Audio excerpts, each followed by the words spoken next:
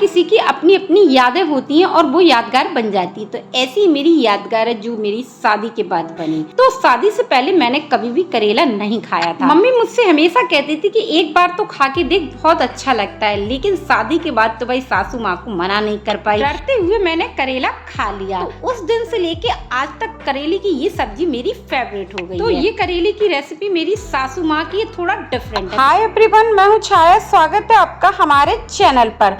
तो सुबह के 9 बजे हुए, मैं नहा धो के पूजा करके किचन में आ चुकी हूँ। फ्रिज से मैंने निकाल लिए हैं करेले, जो वजन में देखे तो आधा किलो है। भाई करेला नाम सुन के तो बहुत लोगों का नाक मुंह सिकुड़ जाता है, कुछ मेरी तरह। लेकिन गारंटी मेरी है, इस रेसिपी को देखने के बाद करेला भी आपका ऑल टाइम फेवरेट होने वाला है, कुछ मेरी तरह। बहुत लोग करेले को छीलते नहीं है, लेकिन हमें इसका हल्का हल्का सा छिलका उतारना है। बहुत ज्यादा मोटा मत उतारिए, बस हल्का हल्का सा आप इस तरीके से इसका छिलका उतार लीजिए। इससे जो कड़वाहट है ना 50% कम हो जाती है और करेला हमारे बिल्कुल भी कड़वे नहीं लगते।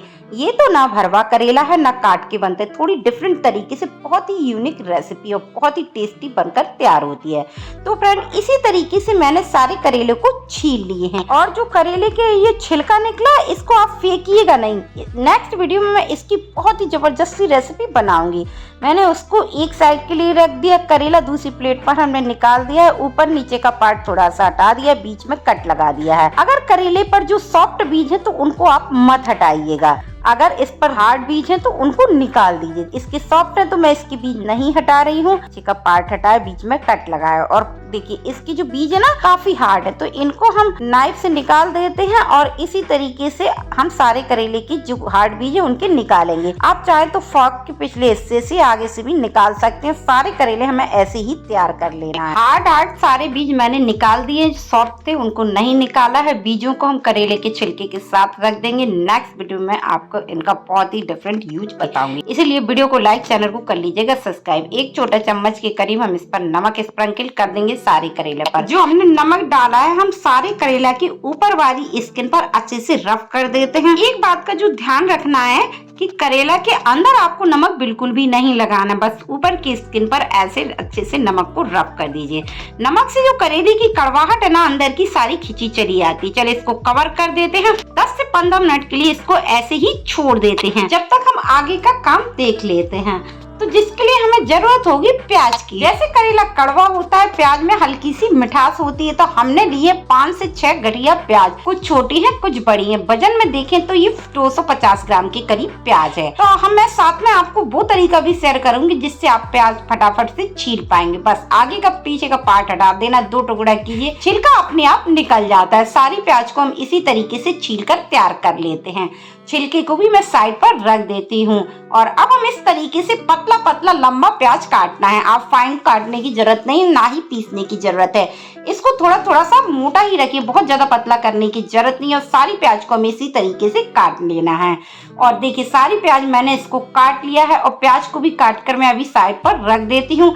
इधर जो करेला है वो भी हमारा 10 मिनट के करीब हो गया है और अब हम देखेंगे कि जो करेला है इसने पानी छोड़ दिया है। ये पानी नहीं, इसकी कड़वाहट नमक की वजह से। इस तरीके से हमें इसको निचोड़ देना है। देखिए कितनी सारी इस पर कड़वाहट निकली है। दूसरी प्लेट पर हम रखते जाएंगे। चलिए मैं आपको पास से दिखाऊं कि नमक की वजह से कितनी सारी कड़वाहट करेले ने अपनी छोड़ दी है। सारे करेले को हमें इसी तरीके से निचोड़ लेना है, लेकिन धोना बिल्कुल भी नहीं है क्योंकि हमने अंदर इसकी नमक नहीं लगाया है। करेला मैंने निचोड़ लिया। पास से मैं दिखाऊं, देखिए ये सारा जो नमक की वजह से इनकी कड़वाहट निकली है। तो चलिए ये भी हमारे तैयार हो चुके, प्याज भी कट चुके, इनको भी हम साइड पर रख देते हैं। इधर हमने गैस पर थोड़ी मोटी कढ़ाई रखी है, थोड़ा जिसका बेस हैवी हो। और अब हम इस पर डालेंगे ऑयल। तो ऑयल अभी आप थोड़ा सा ज्यादा डालिए, लेकिन देखकर आपको टेंशन लेने की जरूरत नहीं, इतना सारा ऑयल की जरूरत नहीं होगी।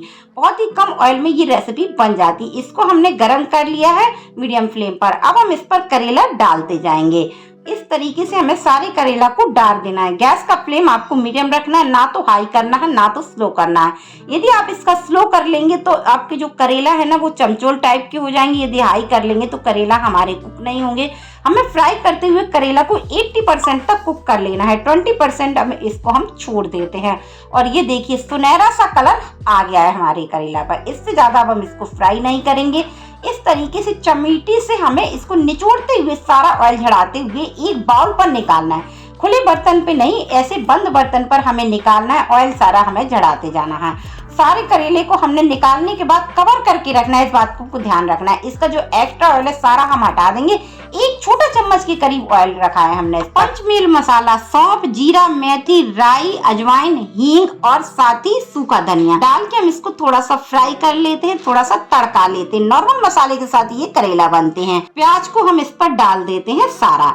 देखिए प्याज मैंने डाल दिया है और हम इसको एक बार मिक्स कर देते हैं। गैस का फ्लेम आप मीडियम कर लीजिए। प्याज हमारा जल्दी कुक हो जाए, कम ऑयल के साथ फ्राई हो, तो हमने थोड़ा सा नमक डाल दिया सिर्फ प्याज के हिसाब से। करेला तो अपना नमक एब्जॉर्ब कर लेते हैं और अब हम इसको फ्राई करते जाएंगे। गैस का फ्लेम मीडियम रखना है, हाई बिल्कुल भी नहीं करना है, क्योंकि हमने बहुत कम ऑयल का यूज किया, इससे हमारी प्याज भी नहीं जलती है। नमक डालने की वजह से प्याज अपना पानी रिलीज करती है, इससे हमारे बहुत अच्छे से प्याज फ्राई हो जाती है। देखिए इस तरीके की लाइट जब पिंक हो जाए प्याज, तो गैस का फ्लेम आप थोड़ा सा स्लो कर दीजिए। जो हमने करेला फ्राई करके रखे थे ढककर इसलिए रखे थे कि ये अपनी स्टीम में थोड़े से सॉफ्ट भी हो जाते हैं, क्योंकि फ्राई करने से थोड़े हार्ड हो जाते हैं। इस तरीके से हमने इसको छोटे छोटे पीसों में कट कर लिया। यदि हम इन करेलों को पहले कट कर लेते तो ये ऑयल बहुत ज्यादा एब्जॉर्ब करते और फ्राई करने में भी काफी समय लगता है, जलने के चांसेस रहते हैं। इधर प्याज भी हमारा फ्राई हो चुका है, इससे ज्यादा अब हम इसको फ्राई नहीं कर देंगे। करेला को जो हमने कट करके रखे थे, इस स्टेज पर हम करेला को डाल देते हैं। गैस का फ्लेम आप इसको स्लो कर लीजिए। सारी चीजों को एक बार हम अच्छे से मिक्स कर देते हैं, जिससे दोनों चीजें आपस में अच्छे से मिल जाएं। और अब हम इसको कवर कर देते हैं 2 मिनट के लिए। गैस का फ्लेम आपको अब स्लो ही रखना है, जब तक हम इनके लिए एक मसाला बना लेते हैं, जिस पर आधे चम्मच के करीब हल्दी पाउडर, 1 छोटा चम्मच धनिया पाउडर, आधा चम्मच लाल मिर्च पाउडर, ठीक है, थोड़े अच्छे लगते हैं। इसी के साथ आधा चम्मच गरम मसाला और आधा चम्मच अमचूर पाउडर जरूर डालिएगा। इसी के साथ जाएगा आधा चम्मच कसूरी मेथी, इससे कड़वाहट सारी खत्म हो जाती है करेले की। अब जाएगा चीनी। करेले में चीनी कितनी डालना है, जो चम्मच होती है ना, इससे हमें 1/4 चम्मच चीनी डालना है। टेंशन लेने वाली कोई बात नहीं है, इससे करेला मीठे नहीं होते, लेकिन कड़वाहट सारी खत्म हो जाती है। आप चाहें तो गुड़ भी डाल सकते हैं। सारी चीजों को एक बार हम अच्छे से मिला लेते हैं, इससे पाउडर अच्छे से मिल जाता है और नॉर्मल मसाले में बहुत ही टेस्टी ये हमारे करेला बनकर तैयार है। देखिए मसाला हमारा तैयार हो गया, इसको हम साइड पर ऐसे ही छोड़ देते हैं। इधर करेला को भी हम चेक कर लेते हैं। 2 मिनट हमारे हो चुके हैं। एक बार हम करेला को ऊपर नीचे कर देते हैं, इससे जो करेला हमारे 20% बाकी थे ना, वो भी सारे कुक हो चुके हैं। अब हमने जो मसाला बनाया हुआ था ना, वो मसाला हम इस पर डाल देते हैं। गैस का फ्लेम हमें स्लो ही रखना है, इससे मसाले हमारे नहीं जलते। और हम इसको अच्छे से मिक्स कर लेते हैं 1 से 2 मिनट के लिए, जिससे मसाला हमारा आपस में करेला और प्याज पर अच्छे से मिल जाए। और देखिए सारे को मिक्स कर लिया। 2 मिनट के लिए हम इसको और कवर कर देते हैं, जिससे ये मसाले भी हमारे कुक हो जाए स्टीम में।